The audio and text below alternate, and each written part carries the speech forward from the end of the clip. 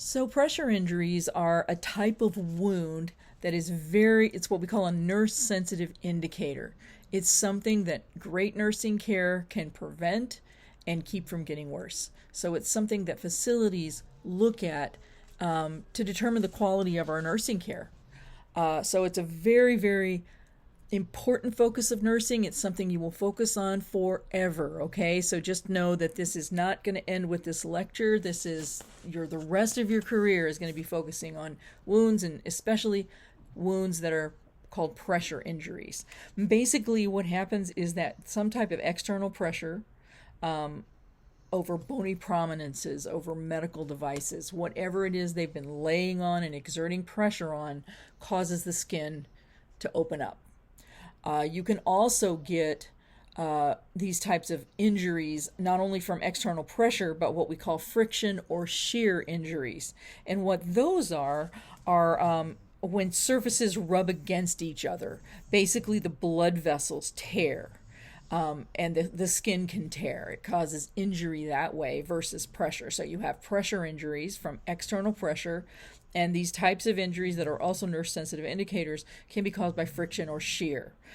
Friction is the type of pressure that's caused by two different surfaces, like the bed and the person's skin, right? Wrinkled sheets. Maybe the person's been sitting up on their elbow a lot. Maybe you left something under them like a cord, and they laid on it for several hours and they developed an injury from that. That's friction. From the tissue and the item that was there rubbing against each other. Shear is when you have two tissue layers that have separated. This can be from maybe you're pulling someone up in bed and the sheet has stuck to them, and it causes part of the skin to stay down in one spot and part of the skin as you're pulling them up in bed to pull away. That's a type of shearing injury. So know that people who have these types of conditions, the aging skin we've talked about, does all of this look familiar with the other? If you think back to what we talked about, things that cause wounds to heal slower are also things that can cause pressure injury and friction and shear injuries. So that person who's malnourished, that person who's incontinent of stool and urine, or one or the other. If they've got the neuromuscular disorders and they can't feel their body, they're more prone to getting a pressure injury, because you and I, if we're Netflixing and chilling, we will feel when we're starting to be in one place too long, and we'll reposition. Maybe we'll get up to get some popcorn, right? Your person with neuromuscular disorder won't do that. They don't feel it, they won't move. And this includes folks with diabetes, which are one of the most common diagnoses you'll see in the hospital. So always be thinking about that. Same factors as what causes a wound to heal slowly are similar factors that can affect pressure injury development. Think of your patients who have past pressure injuries. They're obese or anorexic. They have fractures with casts, the same things we talked about. Maybe they're sedated and on a ventilator and they can't move, in a coma. Think about their smoking history. And again, their comorbidities. One thing that does affect, that I didn't put on risk factors for infections of wounds, think about your folks who are terminally ill, who are at the end of life, and what how their risk for a pressure injury increases. Okay, so always think about this. Think about what places people at higher risk. Often what we do as nurses, remember I said we have to keep their skin dry. We don't want the bacteria to have any place to grow, so we're going to keep people dry. We're going to keep them moisturized, right? So we're going to dry them off, keep them clean, reduce the bacteria on their skin. We're going to then put some lotion on, right? Reposition them. Often we'll use special beds or special mattresses. And if you don't know what to do, consult the wound care nurse, consult your charge nurse, because there are different beds we can use, beds that automatically rotate patients so that pressure points aren't as affected. You can get all of that for your patient, and you may not know what to get, so ask an expert, have them help you. And this is what I talked about. The external pressure compresses the blood vessels, friction and shearing tears and injures blood vessels, and then the microclimate, which is the temperature and the moisture of the skin. Think about your patient who has got a fever, a high fever, and they're constantly diaphoretic. You've got to keep them dry. You've got to find a way to cool them and to keep them dry, because that wet, moist skin will open right up. And we've talked about this quite a bit. Mental status is one we haven't really talked about. Sometimes where I've seen this factor in is your patient who is confused. Maybe they came in. Maybe it's not even a mental disorder. Maybe they came into the hospital after drinking lots and lots of alcohol their whole lives, and they're now kind of detoxing while they're there, and they're confused and they're combative. They can hurt their arms on the bed rails. They can get pressure injuries from just punching and kicking, and they're not really aware of how they're hurting themselves.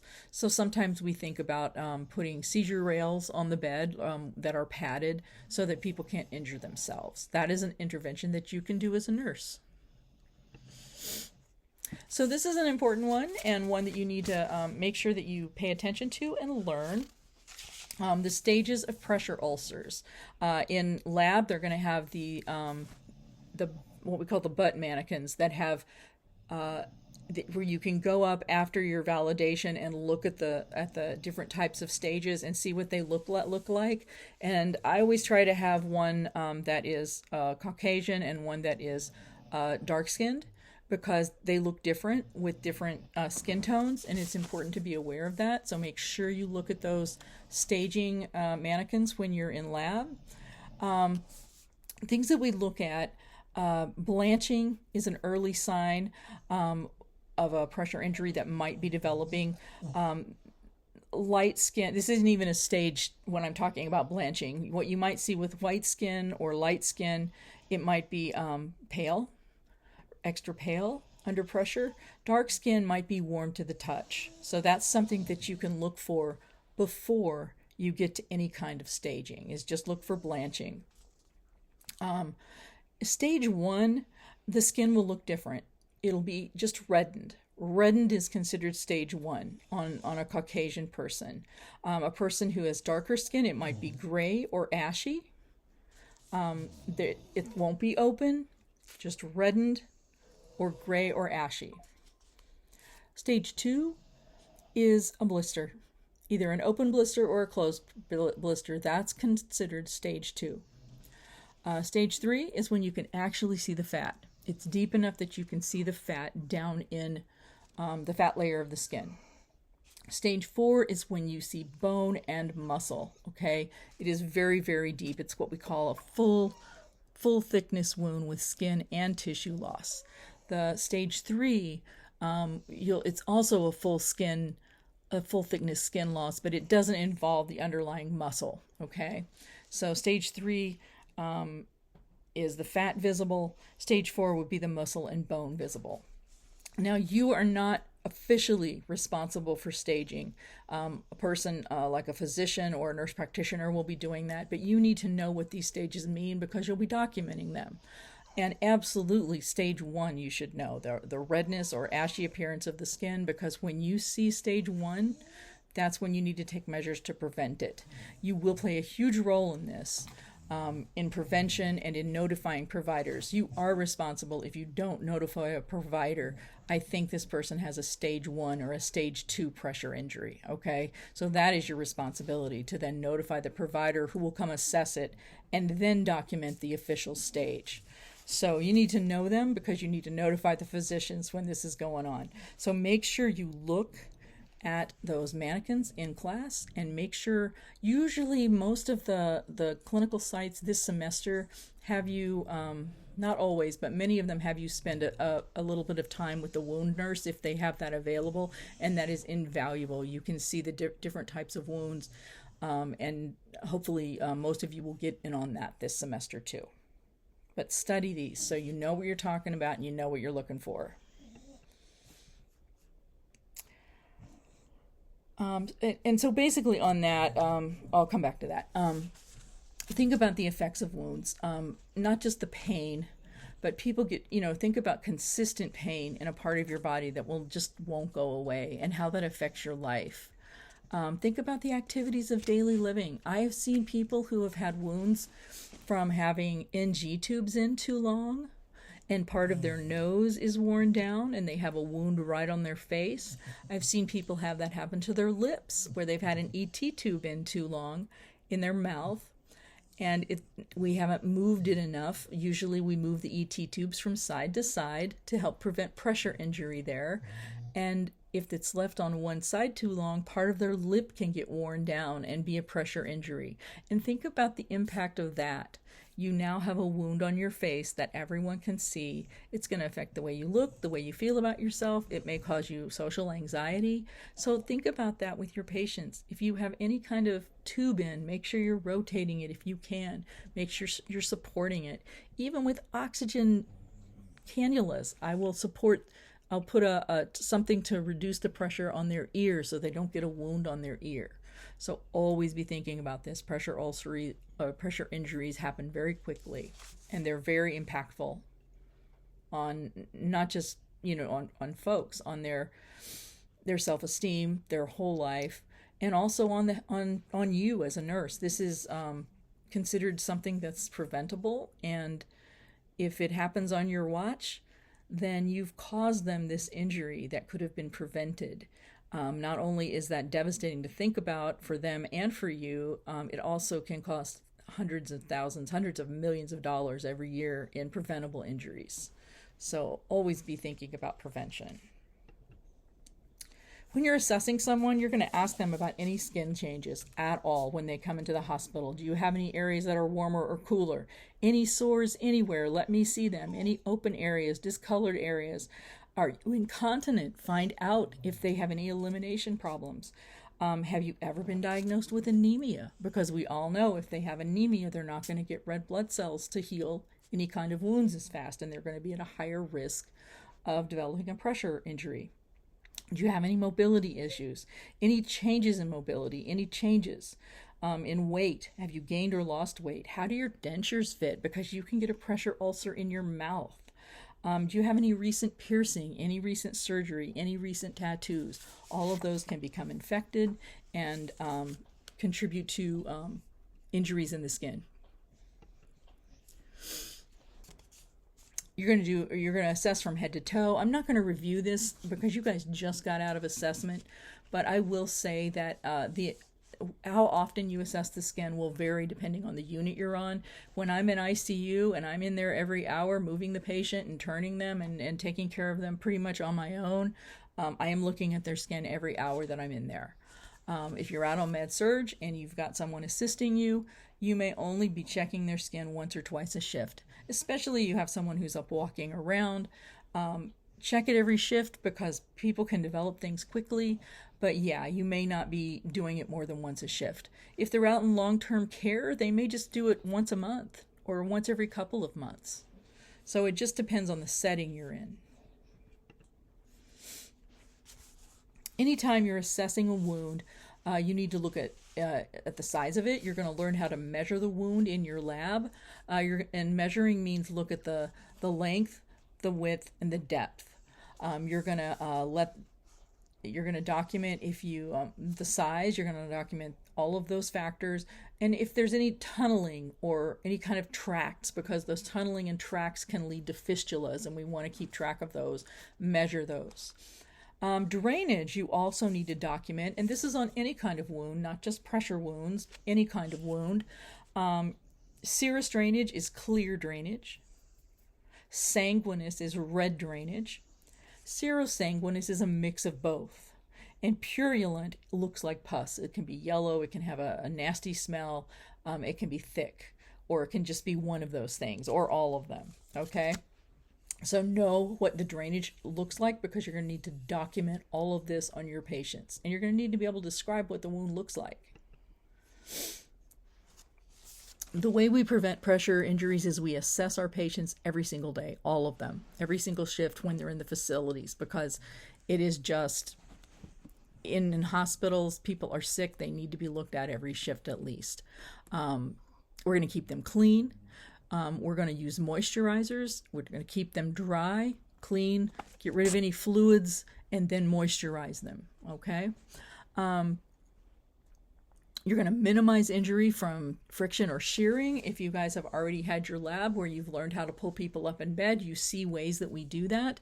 We also have boards that we can put under them, slide boards that are very, make it reduce friction or shearing. You're going to position, turn them, transfer them, get them out of the bed into the chair, move them as much as you can.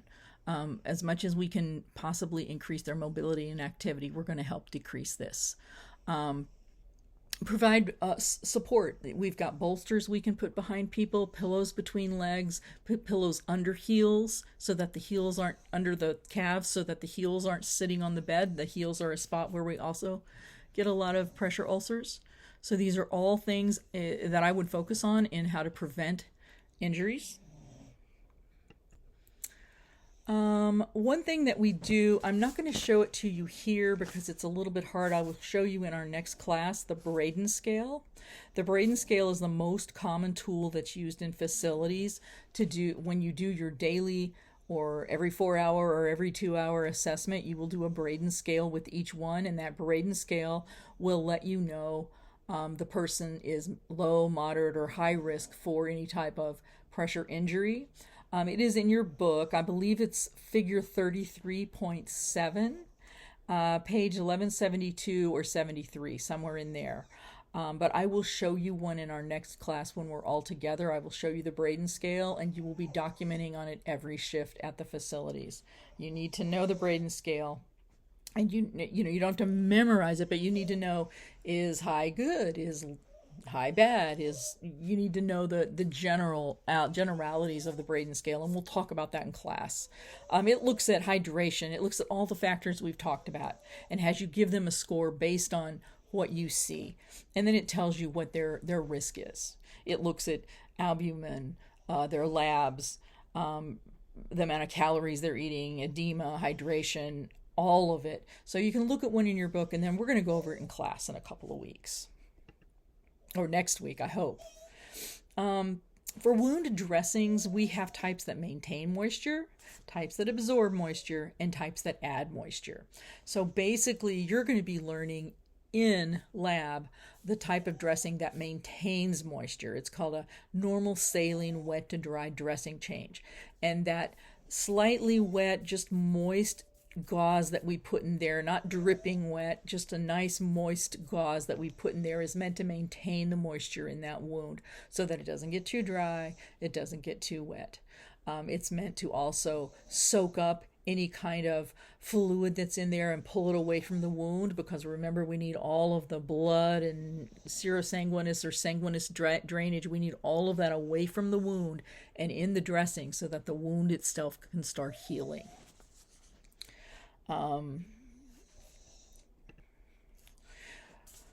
Generally, when you see red tissue, you're going to protect that. That's the tissue we want.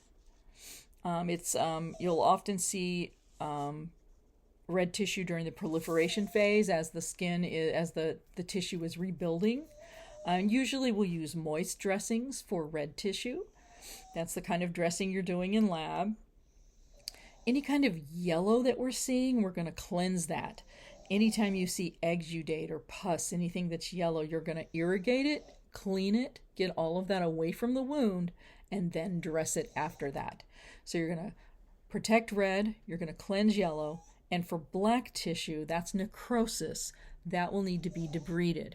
And debridement is an advanced nursing role. You won't be actually doing debridement, but you need to know what we do for black skin. That's a skin that is tissue that is dead, that we need to get out of the way. So just know what we do for each type. Most wounds contain a mix of all of this. Maybe not the black, but most contain a mix of red and yellow.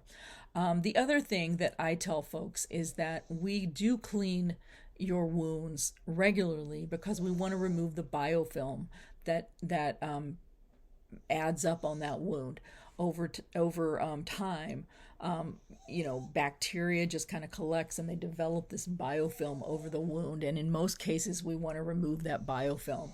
So that's why we do teach you to cleanse the wound. Even if you don't see a lot there, we'll teach you to cleanse it to remove that biofilm, because that biofilm can help increase infection. When you're changing a dressing, you're always going to use either aseptic or sterile technique depending on the dressing. You will learn much of this in lab. You're always going to wash your hands before. Explain it to your patient, right? First thing you're going to do, explain it to your patient so they know what's happening. And always protect yourself using either standard precautions or transmission-based precautions. If they've got whatever precautions they have, you're going to utilize to protect yourself. And this you're going to go over pretty much in lab. You're going to remove the old dressing, cleanse the wound, apply a new dressing, and secure the dressing. There are lots of different ways to secure dressings. Sometimes we'll use paper tape just around the dressing. Other times we'll use things like there's something called a Montgomery strap that I'd like you to be familiar with. A Montgomery strap is basically a type of silk tape that's got little holes in it, and you put a piece of the Montgomery strap on each side of the wound, and the little holes, you have a sterile, it's almost like a shoelace, and it doesn't stay sterile, but it starts out that way, and you basically lace the shoelace between the holes in the tape and secure the dressing that way. And what that does is, if you're changing a dressing frequently, say someone's got a lot of drainage and you have to change their dressing every 2 hours, you're ripping off tape and putting on new tape every 2 hours. That is going to really hurt their currently intact skin. So with a Montgomery strap that's got this really good silk tape it's got a little flap, and you then tie it, lace your shoelaces up and tie it, that keeps it secure, and you don't have to remove the tape every time. You just take the laces off, change the dressing, and relace it like a shoe. And I like you to know that, because I've heard that even though we don't see Montgomery straps a lot, it is on the NCLEX, or it's on one of your exams that you have in the future. So know what those are, and those are really valuable. I don't see them used a lot, but in a person who's got frequent dressing changes, it can really protect the skin that they have, so we're not constantly ripping tape off and putting tape on. Other things that we use, let me see if it's on this next slide. I'll come back to that. This you're going to learn in lab, so I am going to have you pay attention in lab for this part on how you, the process for cleaning a pressure injury or any kind of wound. Okay, here we are, types of bandages. Roller bandages, in your lab kit, you have a wound kit, and there's a Kerlix roll in there. And that's a roller bandage. You won't be using it for the wound that you're dressing in lab, but I encourage you to practice with that in lab, because you can practice a circular.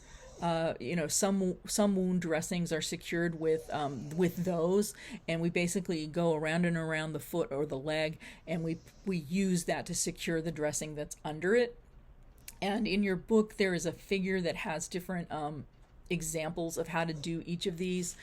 Often with orthopedic patients, we'll use roller bandages for, like I said, ankle and calf, arm and elbow, but also for things like breast surgeries, any kind of breast augmentation or breast mastectomy. We will often use roller bandages, because we can do them kind of tight around and around the body, the torso, and it will create a little bit of pressure to keep the bleeding down, and also protect the bandage. So you'll see a lot of orthopedic surgeons use those. A lot of surgeons who do mastectomies will use the roller bandages, and they can sometimes even be ACE bandages that are in a roll. It's a continuous wrap of bandage, basically, and you'll see it in the gauze roll you have, or you can see ACE wrap, and they support the wound, they can provide pressure, and they protect the wound. Slings are type, let's see if I've got a Slings. Slings, basically, you've probably all seen slings. They're a type of binder that we use to immobilize arms. You'll see this not just with broken arms, but often with recent pacemaker placements because we want to give the pacemaker wire time to adhere to the cardiac tissue. And so we want to immobilize their arm for a while. Abdominal binders are binders that go literally around the abdomen. They're 6 to 8 inches wide. They just need to be long enough and wide enough to circle the torso and protect it. You will see this often with mastectomies as well. You'll see binders. If they don't use the ACE wrap, they'll use a binder on the chest. Also with big abdominal surgeries, they'll use a binder. Sometimes folks with hernias who haven't had surgery yet will use a binder to help keep that hernia intact. T-binders, you won't see those much, but those are binders that basically a belt goes around your waist and there's tails like that go between your legs, and basically what it does is it will support and keep any kind of rectal or perineal dressings in place. I don't see those a lot anymore, but you will see them some. That's all I wanted to say there. Make sure to look at the pictures in your book. Drainage systems. We have open and closed draining systems. Remember, I said that you need to keep fluid away from the wound, and that's what drainage systems do. Let me show you the pictures. I think that's easier. Open, Penrose drain is an open drain, and basically, I've seen physicians put in several of these, and other physicians just put in one. Basically, it goes into the wound. You dress the wound and then it sticks out, and it's got this open area where drainage can flow out of the wound. This is why we put a nice ABD pad on top of this, because that ABD pad that you're going to see in lab will take on a lot of that drainage. So I always say if you see someone with a Penrose drain, you're probably going to get a fair amount of drainage and be changing that dressing quite a bit because it's pulling fluid away from that wound. They do this when there's not a ton of drainage, but they know there's going to be enough that they want to put something in to keep the wound bed clear. That's when you'll see Penrose drains. And do not use safety pins near your patient. So Penrose will just drain. Doesn't have any suction. It just drains by gravity. It's open, so whatever's accumulating in the wound can be kind of pulled away from it. Jackson Pratt, this is a closed drain system. It looks like a grenade, and as you can see, there's a part here, this thick part here goes right down in the wound bed. These are pretty big. And what you do is you compress this grenade. And when you compress the grenade, then you close the end of it. And when you close the end of it, when it's compressed and let go of it, the drain stays compressed. And that creates a little bit of suction. And basically what you'll see over the course of a day is you'll see the drain get fuller and fuller. And as it starts to get full, there won't be any suction anymore. So that's when you need to open the drain, squeeze it into a cup, keep it squeezed, and close it again. And then you're going to measure what you emptied and put it in your I&O. So this is a bigger drain than the Penrose, and this will provide a little suction when it's compressed. Make sure to look for one of these in clinical. You'll see these all the time. You see these with a lot of abdominal surgeries, with a lot of breast surgeries, including augmentations when they need to drain a fluid away from the breast tissue so it will heal. And your job is to assess it, dress it as needed, and keep it emptied and suction on. So when you squeeze it, close it, you've got suction. And that's how you empty it. You squeeze it into a specimen cup, close it, let go. Now it's got suction and you've drained it. The bigger one I don't have a picture of. It's called a Hemovac drain, and it works very similarly to this JP, but it looks like a big disc. And it works the same way. You're going to squeeze it, close it, squeeze it to empty it, squeeze it, empty it, close it, so that the suction's working, but it's bigger. And you'll see the Hemovac disc used with a lot of orthopedic surgeries, especially knee surgeries. I see a lot of those. You will see sutures and staples. These are used to help secure the dressing, to secure the wound while it's healing, help support it. You will be removing sutures and staples as well. You probably will not. You will not learn this in lab. It's a very easy process, though. There's just a couple of little things you have to learn. You will learn them in the clinical setting. It's important to tell the patient when you're getting ready to remove these. They'll feel a pulling or a pinching sensation when you're removing either sutures or staples, and we do use a sterile technique with this right by the suture or staple. You don't have to have sterile gloves, but the staple remover works pretty much like a staple remover with a piece of paper. The end of it is sterile, and you put it right down by the wound and pull the staple out just like you would on a piece of paper. For sutures, have somebody teach you. There's a way that you have to cut it by the knot. Usually we cut it next to the knot and then pull the knot so that we're not leaving the knot in the skin. Okay, but you will learn that in practice. Make sure you look at the guidelines for nursing care, 33.5 or 33-5 in your book if you want to look at how that works. But there are kits, sterile removal kits that you need to get from your storeroom, suture removal and staple remover kits. Make sure you clarify the order. For care afterwards, usually we'll place some steri strips, which are some very thin sterile strips that we put to the site to keep it together. It'll remain open to air, but sometimes physicians want other dressings. So always clarify the dressing they want you to put on after the removal. Usually it's steri strips.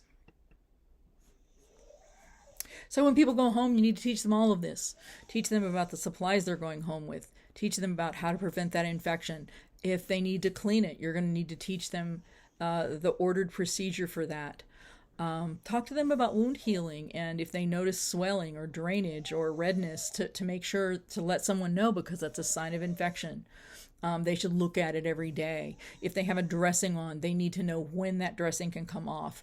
And often what happens is they will be told to go to their doctor's visit, and the doctor will remove the dressing at the first visit. But that's not always the case. So make sure you let them know specifically when to remove that. Talk to them about nutrition, how they need to get enough protein while they're healing, and about their pain management. They'll probably be going home on something.